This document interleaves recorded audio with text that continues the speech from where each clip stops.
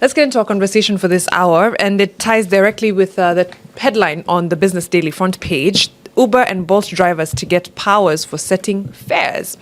A new bill cuts firms' control of prices, and the CAK is set to regulate ride-hailing platforms. Now, we've been seeing various reports about potential changes in the pricing models for ride-hailing in Kenya. Doubling of the base fare, for example, you keep hearing that. You can't find it on any particular document that says base fares will move from 220 to 450 or so and so. But we have been seeing a push by drivers to have more control as far as fares are concerned. What does this mean for the drivers? What does this mean for ride-hailing apps? What does this mean for consumers? And I know a lot of people watching are either a driver or a rider, one of the two. So we'll talk about what that looks like. Or an app. Or people watching are an app. You know what? Agentic AI, it's possible. It is quite possible. Agentic AI is watching as well.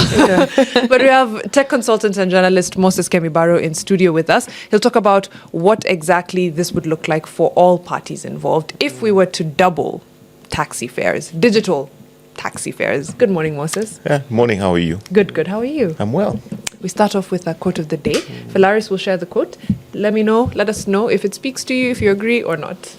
Okay. Karibu sana Moses. Today's quote is courtesy of Paulo Coelho. You know, when I was thinking about Paulo Coelho, it's the books that we read from him are translated because he writes in Portuguese and then they have to be translated. So I don't know how much is lost in the translations, but today's quote is courtesy of Paulo Coelho.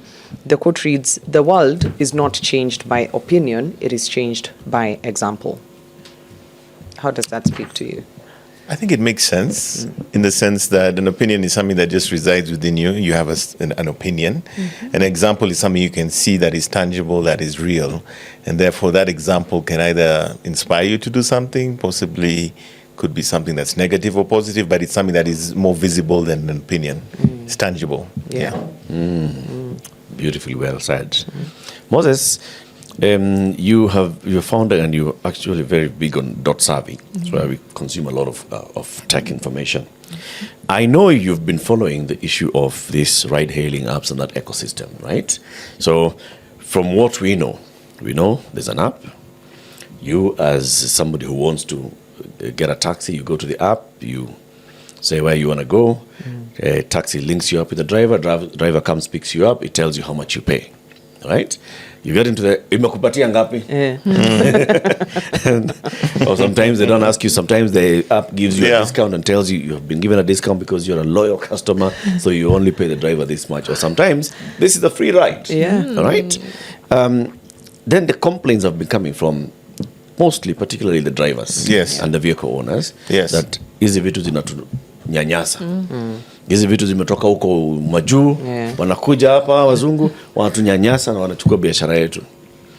From all that, have there been justification for the complaints that have come from the owners and drivers of the cabs? Well, first of all, let's start from the basis of where things were before. And I think you need to imagine the times that were about maybe, 13, 14 years ago when these services first came to the market. If you asked yourself today, taking a taxi, the old school taxis, the ones that used to have the yellow strip on the side, line, from here to JKA, even then, what do they have charged you? Their cost is usually 1,500. Yeah, those days, right? And today, chances are 1,500. Still? No, it's actually more expensive. You reckon? Depends from Nation Center to the airport? It depends. Could it be less than 1,000? It depends on the time. It's actually going to be more. Are we talking about if I take a regular cab or a digital? I'm not talking about a digital cab from here to the airport. 800? 700, there you go. Right? So that's almost a third of what you might have been charged back in the day, right? Okay. So what I think this whole ecosystem did, the platforms that came into market, you might remember in the early days there was something called Easy Taxi. I remember that was the first one I used. Incidentally, I used it from here when I was coming from another interview. And that was, I think, 2013 or 2014. And what I'm trying to say is that in those prices becoming a little bit more acceptable, or shall we say more affordable, it opened up the market so that people traditionally would never take a taxi, would have taken perhaps a matatu for most of their commutes, could now for the very first time afford a taxi trip. And then, of course, we're also seeing a situation today where many younger people who would have, say, purchased a car are now actually using, the hailing services pretty much for most of their mobility. But it opened up a market. It created employment. Today, I think there's an estimated 40,000, drivers or people using these vehicles as part of the economy, the gig economy. I think there's an estimate that we could be having about anywhere from 2.5 million to 3 million people using hailing services in the country. And believe it or not, people. Yes. 2.3. Like individual, unique Across the human country, beings. 2.5 million people are using the hailing services. So, sorry, just as primary users or secondary users? So, on the Business Daily, just a front page, it has a breakdown of primary and secondary, meaning primary is, frequency would be every day. Yeah, right? I mean, it may not. I'm looking at an absolute number, right? So those who are primary or secondary, so those who might be casual, once or twice a week, and those who are using it pretty much on a daily basis. Okay. And then when you do the numbers, what does that translate to? I've done the numbers, and we're looking at anywhere from about 250,000 rides a day in this country. Now, let's also talk about the size of the gig economy, because a few months ago, I did a bit of a deep dive into this. There was a report that came out, and it sized the gig economy in Kenya at about $1 billion per year, the value of the transactions, okay? And I think the hailing services side of this is a big component, I think at least 25%. But when you look at the gig economy, that's including people doing freelance work, deliveries and all these things. But basically that whole bundle is about $1 billion. Yeah. So what's my point, right? I think from the driver's perspective, number two, you have to look at, number one, does the driver own the vehicle or are they renting it? All right. And that's another factor, because if you talk to some of the drivers who actually own the vehicle, many of them seem to say that it's reasonably okay, that they're managing. The moment you talk to somebody who's also paying a daily rental, this is Kenya, somebody's paying you, like a landlord paying every day. Yes. And combining that with the fact that they also may not be seeing that the amount of money they're making is sufficient, then the problem actually doubles, right? Because they have those two issues to deal with. But I think the bigger question here is maybe coming back to the customer, the person who's actually paying for the ride. I see a lot of the conversation talking about the supplier side, but what about the demand side, right? Because I know for a fact, let's say I use the example of my son, he uses the every few days from home, he goes to do something, he comes back, and I know it's within my budget. If you're telling me that 220 shilling trip becomes almost 500, am I going to be comfortable paying that amount? I don't think so. And that, I think, is the same case across the market. No, you're Sawa. We shall get there. Yeah. Back to this. Driver, whether owner driver Yes. or driver not owner. Yeah. Right? They all, by and large, will raise an issue about how much they're earning Per trip. per Yeah. trip. Are those concerns justified? I think we have to look at it in the context of broader issues, right? I think earlier on you guys were talking about our Strait of Hormuz situation, which, as you know, has impacted fuel prices, the cost of goods. Yes. We are seeing a situation where the cost of living crisis is affecting everyone, including the drivers, okay? So let's not put that in the background. It is tough out there. And that means that even by extension, maybe we're seeing 10, 15 rides a day. Maybe now they're only seeing 8. I think a big factor in all of this is how many trips are you actually making per day. I believe the more you're doing, even at a lower price, suggests that you'd make enough money to cover those costs and it would be acceptable and practical.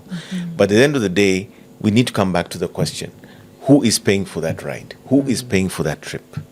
Right? And are they willing? Do they have that ability to bear that additional cost that is now being provided so that the driver can have a better quality of life? Let me flip it. Yeah. Let me just flip it a little bit. All right? So the driver, the owner, owns, let's say, owner-driver. Yes. I own my vehicle. I have acquired it through whatever mode of financing. Correct. I've put it on the road. Correct. And I am on the road. Yes. Okay? The number of trips, notwithstanding, I'm fueling the vehicle and I'm servicing this vehicle. And you're insuring the vehicle. And I'm insuring the vehicle, right? And I'm also paying myself. All right? So in all these things, I'm also looking at my costs of being on the road on a daily basis. Correct. Per week, per month, Okay? So the drivers have got their own costs. And they're saying that these costs is not being met sufficiently by how much I'm earning in all these trips. Whether it's one trip, whether we're going to compound. Because they'll argue, sometimes some of these apps will give you very many rides. Yeah, but then those rides, at the end of the day, I've actually spent more fuel, more kilometers. That means service more frequently. And some will argue that I'd rather do 3 fewer trips that give me more money. So there's that whole argument there, that how much I am earning per trip is not making sense. Right. How much do they earn per trip? Well, we know that there's the 18% commission. Yeah, that is the floor that has been set in this country since 2022. Yeah. So that was set by the regulator. They are paid up to 18% of that fee. By? Oh, they pay 18%. No, 18% comes out from Yeah. the platform. The platform will pay them, the minimum commission is that 18%. Okay. Okay. So a ride that I take, let's work with a good round figure of 1,000 bob. Yeah. So in 1,000 shillings that I pay for that ride, 18% will be retained by the app. Yes, the commission sits at 18%. All right. So 180 bob 180. will stay with the app. Yeah. Then the rest will go to. The driver, but then also there's the question of the tax as well. Okay. There's only 16% VAT on top of that, I believe. That So they're there's supposed to VAT remit. per ride Yes. So I think ultimately it comes to something like 20%, 21%. that the app will The retain. total Yeah. deduction. Okay. But who is paying the VAT? Is it me, Yeah. the driver, who's paying the VAT? It's or is it coming the out app? directly from the hailing service. They would cut that fee from the amount of money that they pay you. to remit Yeah, to the correct. government. So from 1,000 bob, that The would left mean with 21%. 210k. Yeah. Yeah. 210 shillings. 210 bob. Yeah. Is Out of that amount. 790. Out of Yes. 1,000, yeah. Yes, So 790 is what comes to the driver. Yeah. Okay, Okay. for that 1,000 bob. Okay, now they say that is not good enough. Well, obviously, like you said, they're real costs. Not to mention the drivers who don't own the vehicles who are renting, right? But I keep coming back to the central question here. This is a marketplace. Willing buyer, willing seller, correct? When I pull that button on my app and I'm calling that vehicle, I have, number one, an idea of what this trip is going to cost. And equally so, the drivers are also informed, which is why you see sometimes the driver doesn't take your trip when it's a short one. They also know where this trip is going. They have a sense of whether or not it's worth their while. But we've got to remember at the end of the day, there has to be a willing buyer of service in that ecosystem or that marketplace for that whole thing to work. There's the platform cost. Who built the platform? How does that algorithm work to make sure that all these parties can participate? Right? There's the marketing to make this thing available. There's the trust. One of the things that I know about this, what the formalization of these systems means that, for instance, the government is able to even track taxes because now it's no longer cash. It's all digital. There's the investment that has been put to make a secure system. Many of these systems also have security accountability. So you're not just paying a fee per se to the platform. They're providing almost a holistic package, as it were, that the end user can count on. I know for a fact that there are many women who are so happy because of these digital hailing services that, under normal circumstances, they do not have felt safe. Yeah. And many of these platforms do provide that layer of trust and safety. So there's so many other inherent values that come out of this. But what I'm trying to say is that there seems to be this focus just in on how much money is the driver making. Driver making. The money, if the fee doubles, what do I pay? And this experiment actually happened in Tanzania back in 2022. Okay. Right? They increased, I think, to a certain minimum fare and concurrently also increased the commission, reduced the commission to 15%. What happened is that the market basically initially looked like it was picking up and then it collapsed. And in fact, as we speak, one of the providers is no longer in the market. They tried to come back. The government had to rectify this situation. Okay. And now I think there's only one primary operator in that market. So we have this example of what happens when you combine a minimum fare with the fact that there's also going to be this commission amount. Yes. And then when you double that up, what happens is the entire situation collapses. Until today, the Tanzanian government then had to bring back the rates to a level where the driver is earning and also, the customer is happy to pay that fee. Let me think out loud here, because there's two parties that I can very easily relate to. One is a rider, and a price-sensitive rider Correct, at that. correct. And if you tell me you're doubling fares. A trip that used to cost me $250 will now be $500. Correct. A trip that used to cost me 1,000 bob will now be 2,000, or and so on and so forth. As a consumer, I'm just telling you, it's going to be a lot less rides. Yeah, for free. Yeah, that's true. Then I'm also the driver. I can also very easily relate to, because we've seen drivers talk time and time again about one, the commission that is taken, the amount of rides they have to take to essentially earn a living. There's also time caps for safety reasons. You cannot just be driving endlessly, right? Yeah. So I think after 8 hours or something, they can't accept any more rides. So then they'll figure out ways to game the system, essentially, to make a living. So these two people, one is price sensitive, one is not making enough. Those two, I understand. Then now the apps themselves, I feel like that's probably where there's the biggest room for movement. As a consumer, I don't see how I could pay more or much more. Correct. As a driver, if I put myself in their shoes, I need to make more. The middleman, The operator. is the one that needs to budge. 18% commission is still quite a bit for every... Why? All factors Why? considered, including what he's just described in terms of the setup of the ecosystem and Understood. maintaining that and making sure that there's continuous rollout of whatever safeguards need Yes. to be put in place and all of that. It's still a lot. So I would say, understanding the amount of investment it takes, Yeah. I'm not blind to that fact. However, who is more capable of going longer and stretching, right? Maybe doing 15% and recouping your investment a little bit slower. Who has more room to stretch here between driver, consumer, and the app? and the Everyone. platform. Everybody. I think everybody, I think the key word here is balance.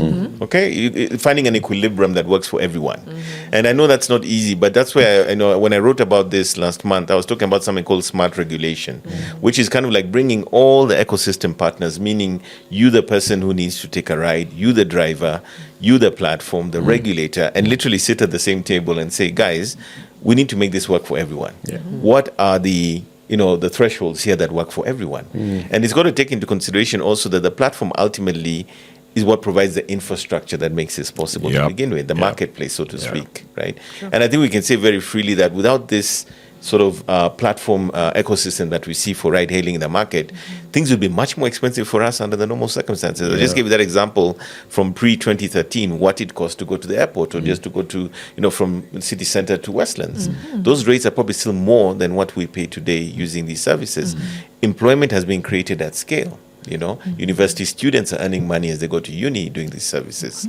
And we see really that it's too important, $1 billion a year as part of that broader gig economy. We need to create a regulation that has balance.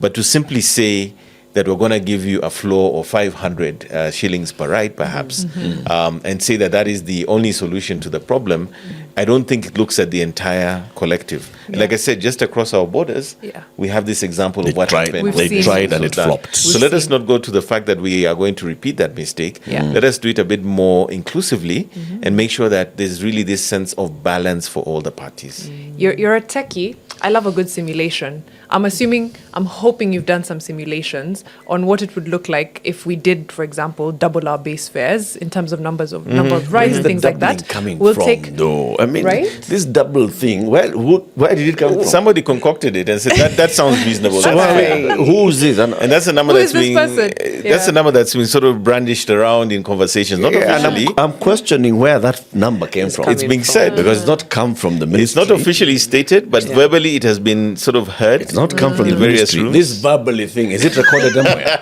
I am not throwing it trusting the out source there. of this 500. It's like sort of like, rage baiting. Yeah. People. But I think where it has come from is that in the consultations that have been happening between the platforms and the regulator, they have been hearing such a statement. So it's like a word like What do you think if we double? been What whispers. if we? Okay. Are we being set up for something? Let's take a short break. We'll come back here and hear about those simulations, if indeed you have run them, and where this idea of doubling fares is coming from. Let's take a short break. We'll be right back after this. Ronificator says, great discussion. I'm a driver and a car owner, so this debate is very important to me. I'd love to contribute at some point. Please share your comment here, Ronificator, and we can then also air it on the show.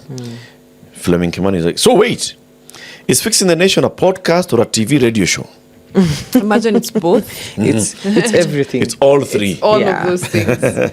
Plus everywhere else. Yes. Yeah. So it's live on NTV, live on Nation FM, live on YouTube and Facebook and X and TikTok.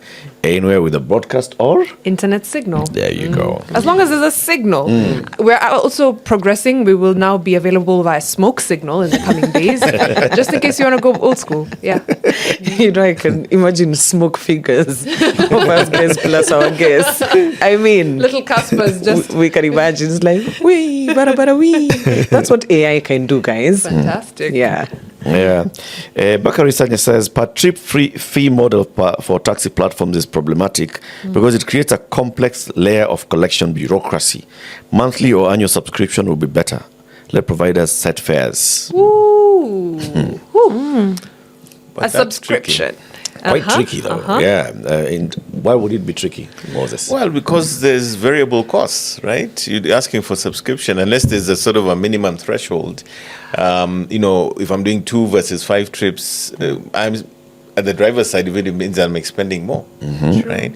So again, there are novel ways of playing around with these things, but I think a consultative approach is what's needed. Bring everyone to the table. You know, I'm just thinking about what this would do to competition and what is covered on the Business Daily today. So you have a base rate that's introduced.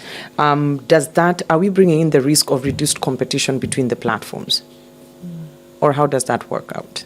Given that, we're essentially regulating, just putting a cap on how much it is they would be charging. Yeah, potentially, because as I mentioned earlier, in Tanzania, what they saw is, I believe one of the operators left the market, Okay. right? When they saw the unit economics no longer make sense. Yeah. And then when they tried to rectify it, they came back briefly. The numbers had completely collapsed.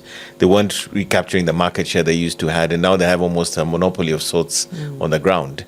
And those are some of the things that could happen in this instance as well. The competitive pressures would mean that there are parties that just say, you know what, it doesn't make sense, let me just pull out. Okay. Right?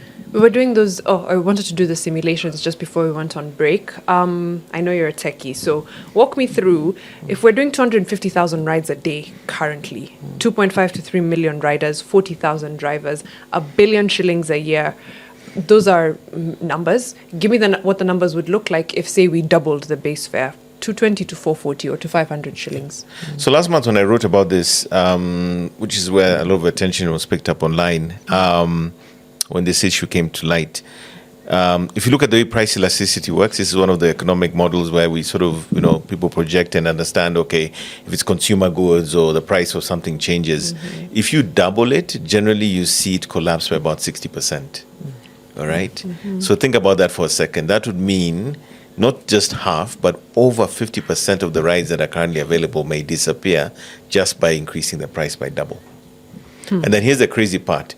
A rider was maybe getting 10 to 15 rides at a lower price, suddenly gets 4 to 5 at this double price. It is still less take home than when the floor rate was less, but more rides to compensate for that, right? So this is where economists also actually come in and sort of model and see like, okay, what are the implications of these changes? And again, bring the buyer of service to the table and ask him, what is your threshold? What is your limit or ability to pay for this at this price? And if you move it up by 50, maybe, 100 shillings, they say, well, I think that's reasonable. Maybe that works. But if you move it by 150, I'm not willing to pay that. I'm going to walk. I'm going to take public transport. Okay. So we need to look at kind of like, where is that point? Where is that sweet spot, as you call it, Eric? Let me use you guys as an example. Yeah. Let's go around the room. Yeah. Say we need to get from here to the Stanley. Use that example earlier. Yes. For some reason, we just dressed too good. It's raining. It's raining. That's Yeah. like a jam, It's raining pavement heavily and you have a lakini. meeting. It's raining and we have a meeting. All right. Would you be willing to pay 500 bob from here to the Stanley? Let's go. No. From here to Unilaterally. Stanley? No. I'll get Buy dressed an in the umbrella rain. for 200 bob. You can buy an umbrella for 200 bob. And walk. Okay. Remember, we have a meeting to get to. We still have a bit of time. Would you be willing to pay 400 shillings? No. The stand is just down the road, yeah. I know the Stanley's just down Yeah. there. That's the thing. I think sometimes because I am Kenyan, the first thing I'm going to say is no. Even that to 20. If it was 100 and then you told me, would you be willing to pay to 20? I'd be telling you no. All right. But today, I would pay the 220 because that's the price. Because I'm used to that. You see, that's the thing. So it's sometimes quite subjective to say how much would you be willing to pay.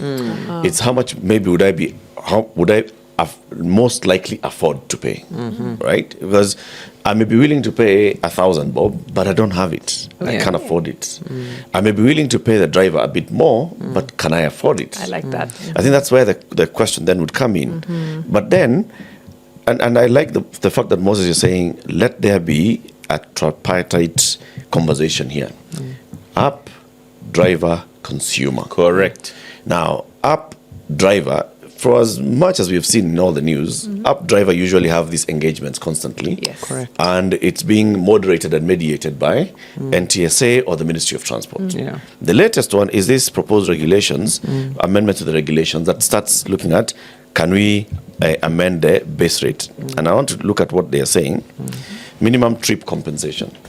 A transport network company shall ensure that a transport network provider, driver or motorcycle rider, so it's both, all right? Yes. Providing passenger or goods transport services through the platform receives for every completed trip the applicable minimum trip compensation prescribed in the second schedule.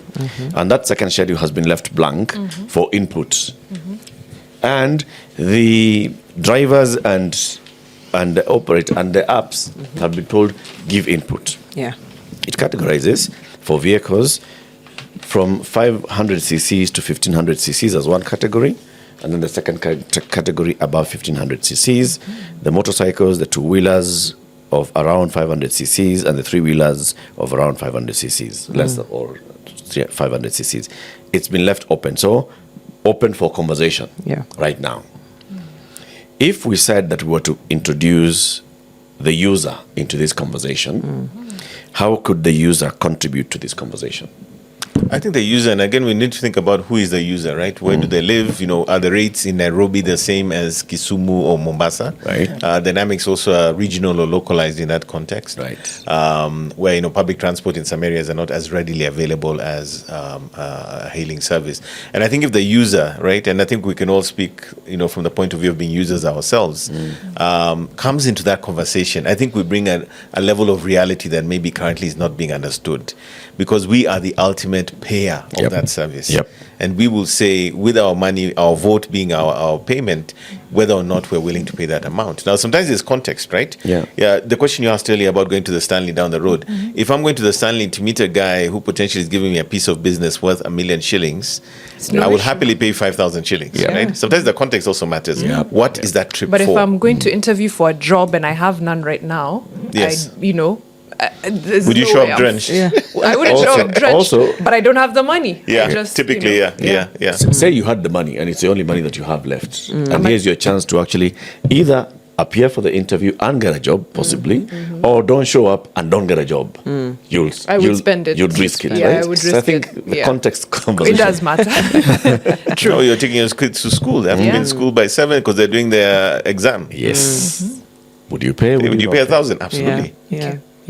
Let me ask the driver welfare question, which is something, and the welfare of everybody concerned. So the two primary people in this are riders, and with riders, there's been a lot of moves towards safety features, ensuring that rides are much safer, that you're able to get even SOSs, that women are able to pick women drivers, that women drivers are able to pick women riders. That, you know, there's a lot working for safety. And from a cost perspective as well, consumers definitely have a certain cushion. We can feel it. It's a discount every other month, maybe. You get a little discount here, a little discount there. It's tiered pricing. If you can't afford the big one, take the small one, and so on and so forth. That's working.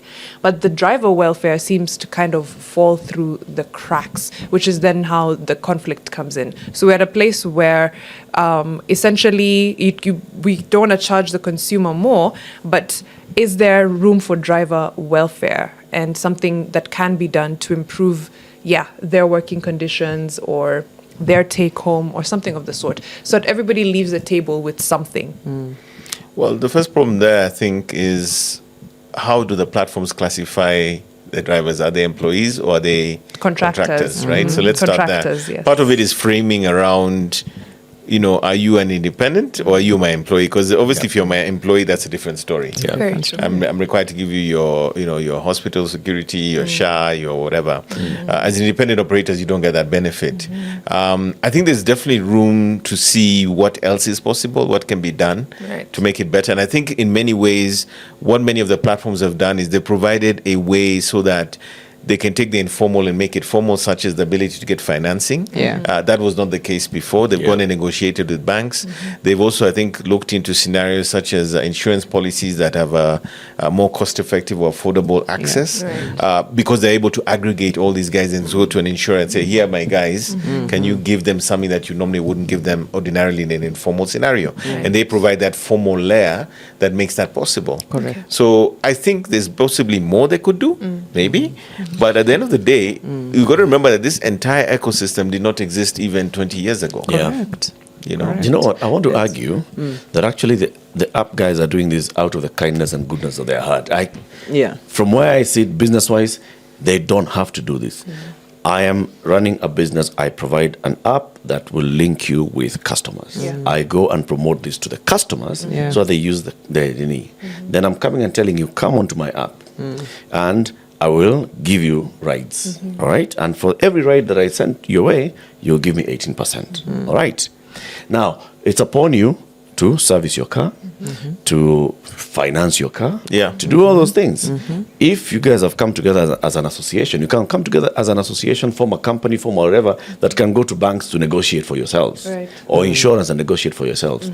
Me going to negotiate to ask insurance companies to favor you because I have a list of you guys and I can, give an assurance Data that and- I have looked at you guys and you have been with me for a long time. That is goodwill. Yeah. It is. That's all goodwill. It is goodwill, but And I don't it's- think we should ever look. I mean, sometimes I think, we should take it like as a given. like as Yeah. a given, it's an expectation that they ought to do. Yeah. So Or an what else? entitlement. What are these things that are the pain points for the motorists, for the owner, whether it's owner or driver? The thing is that person who's running that business on that side, their pains include, I am servicing this car. This fuel is expensive. Yeah. This insurance is expensive, and all those.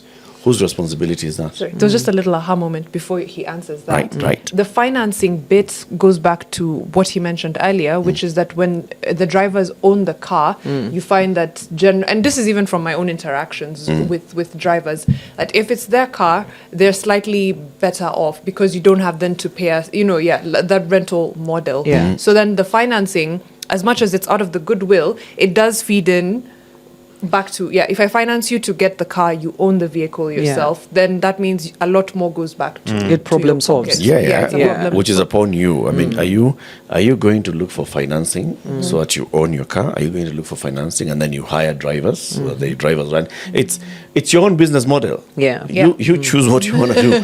And also create your own fleet if you want. 'Cause Yeah. we've had and seen And there are enough many. drivers who started off with a rental model, then went on to get their first car, second car, that can now have reversed it and become the The employers. employers, yeah. Yeah. And I think at the end of the day, I mean, let's be very clear about one thing. Yeah, the platform is creating the marketplace. Yes. They are able to bridge that person who needs this with that.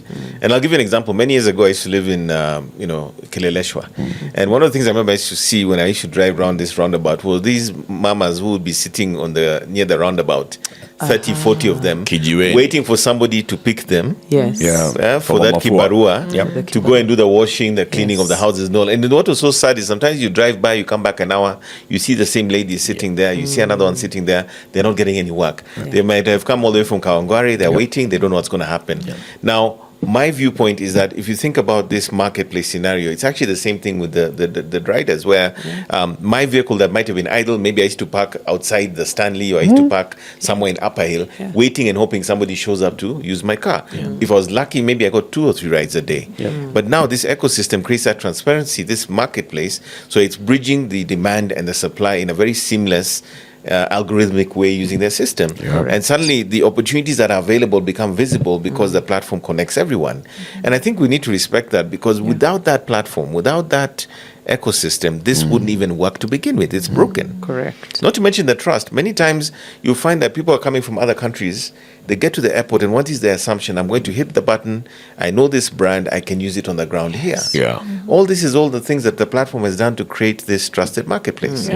Now, at the end of the day, this driver or the person who owns that vehicle may not even have had a job to begin with. Remember, in many markets internationally, people don't do Uber 24/7. Yeah. They get off work maybe at 4 o'clock and then they'll do it till 8 p.m. side I'm a hustle. student university. I do it for 3 hours. They do it in Nairobi as well. I make a little bit of extra cash. And it's that optionality that I can do something on the gig side even as I have a daily job. In Kenya, I think what's a little bit different is that some people, well, many of them are using this as 24/7 their work. 53%. So the dynamics are a little bit different, Yes. right? Even the story on Business Daily today is saying the same thing. In Kenya, 53% of those who are in this business are considering it their primary Full job. time, exactly. And then 47% of the ones who are. Correct. If you compare that with Nigeria, where 75% of the drivers are actually doing it as a secondary job.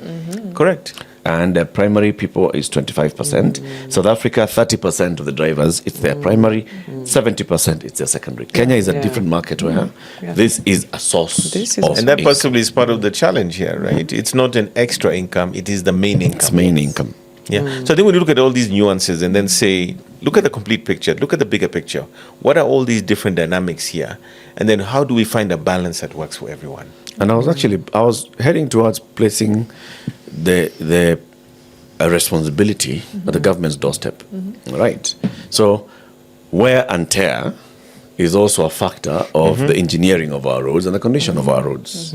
There are many times that you'll ask for an Uber, a Bolt, a Farasi, but then it's called Faras. Yes. You will get to In red, I was like a Pharisee. Literally, I saw Eric on a horse. Just but Pharas. well, the enemy is also actually the horse, Yes, right? it is. You will be many times you'll be taken off road to get to your home. There will be an off-road section to get to your home. Yeah. Wear and tear rises. Whose responsibility is that? Government.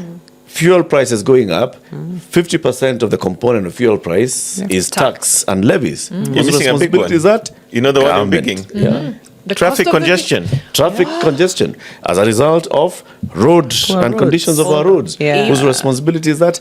Government. If Even those as we're things were financing sorted, vehicles, 50% of the cost of a vehicle is it's tax. tax again. Yeah. And Government. there's actually jurisdictions I've seen that do have subsidies for ride-hailing apps as far as taxes are concerned. For ride-hailing, for any vehicle that's going to go into the digital taxi system, Yep. there is a subsidy. They have the same there's And also- it's licensed motorbikes. differently. Even their number plate will be different. You know, Yeah. license this thing differently, give it a different number plate. There's another dynamic to So this. it operates there. I want to bring in. Maybe you've noticed the electric mobility space is blowing up. Yes. Specifically for the borders. Yeah. Yes. And why is this? The operating cost goes down by a factor of about 30 to 50%. Yeah. Now imagine, if you will, if we had a regulation that removed all taxes from electric cars.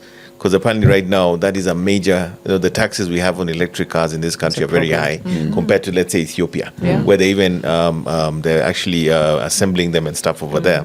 Now, if the operating cost could go down for those guys, and that's why they're selling like hotcakes, then it allows them to retain more of the earned income. Yes. Correct. So there are measures that potentially on a macro level could actually start to solve this problem. And I think that's where the issue should be.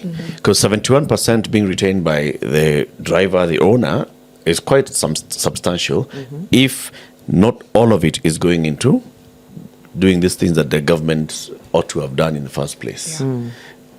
Even if we increase this from 71% to, say, to 80% and said the commissions are lower by that percentage, there'd still be an issue. Yeah. That's true. There would still be an issue. Even if they told us that now, you know what, this whole burden comes to you, Mariam. You're going to stop paying 220, start paying, let's not even to 500, start paying 300.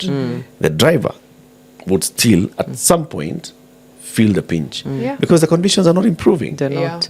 And also, I'm thinking about the level of expectation on the user. If I am going to actually then pay that cost, then I want a clean car. I want a car that is well maintained. If I'm riding a bike, I want a helmet. I want A reflector. a reflector. Basically, my demands as a consumer also go up. So what has to give for those conditions to actually then be met? I've seen fixers who've come in with very big opinions. We have Esther Ogbona saying the rapture. Anyway, let's move. Bakari Sagna saying 500 bob monthly subscription for taxi platform is adequate or even generous for a platform that contributes little beyond the connection. For how many rides? For how many rides? For how many? I mean, then we introduce a new problem. I think what he's trying to do is kind of this subscription system that we've seen with now the Eats side of things, whether it's Bolt Food or Uber Eats or Glovo, who now have a subscription-based thing. Yes. But their numbers are very different. Correct. I don't think it would work the same.